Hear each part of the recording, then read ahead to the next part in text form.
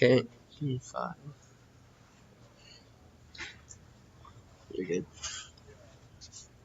Good morning, everyone. Good morning. Thank you for coming to my presentation.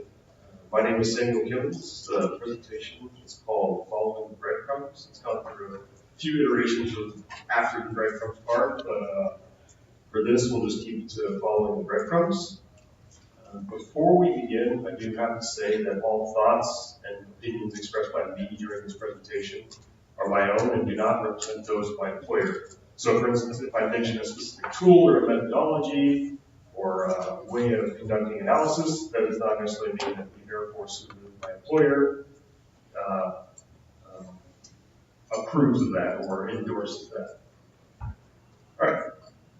So who am I? As you know, my name is Kimmons, as I mentioned.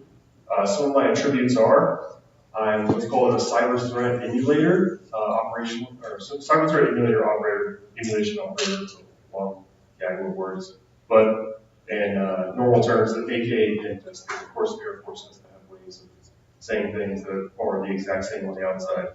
Also, what's called an Air Force cyberspace defense analyst. In normal terms, just network forensics, so like a tier 3 analyst, that kind of thing.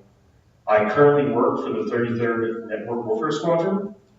We're also known as the AFCERT, so the Air Force's Computer Emergency Response Team. We're transitioning to more of a SOC role now. Hopefully be one of the only SOC in the Air Force. In addition to that, I also hold a few certifications. I'm a GX certified web app pen tester, which is a lot of the stuff I focus on at work.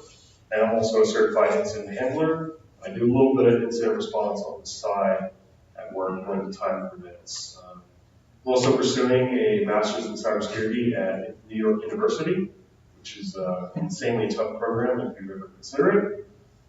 In my spare time, I like to play capture the flags. I unfortunately did not get to spend too much time on the Hackers Challenge at the same time. How many of you are playing it or have solved quite a bit of it? See a couple. Anyone gotten all of them yet? Yeah, that's what I thought. So I like to play around with Python a lot. I do a lot of Python scripting at work, and on my spare time, I'm working on some cool web app pen testing tools.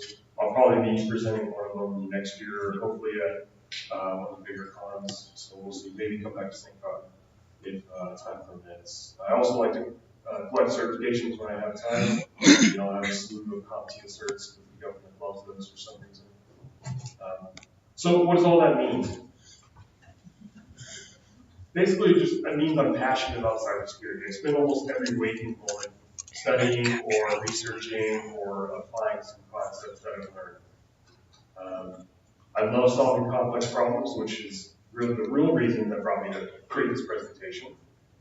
I tend to look at situations just a little bit differently, which really helps when conducting analysis, so you don't get stuck in a simple mindset. And of course, this stuff is just all around the fun. And all of you have probably experienced the Hackers Challenge and creating your mini badges and stuff. It's just a lot of fun. Changing it and then saving it. So let's go ahead and jump right into our scenario. Imagine that you're basically a tier 1 analyst and you're starting out your day. You grab your coffee, you get logged into the SIEM, throw on some headphones, and get to work. And all of a sudden, alerts start firing. Norse attack map. So what could it be? Maybe it's an APT conducting some type of DNSC2, or maybe it's some type of file execution, malicious in nature, or maybe it's just simply noise in the SIEM. So the question is, what's your organization's policy when it comes to selecting one of these alerts? Do they have you select the first in the queue? Is it based off severity level? Or is it simply random? Is it the Wild West out there and any analyst can pick any alert regardless of the potential difficulty of the problem?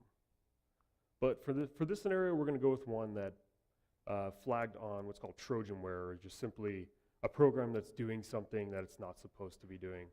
Certain security vendors have a way of classifying Trojans instead of just Trojan horse. So we'll go with Trojanware.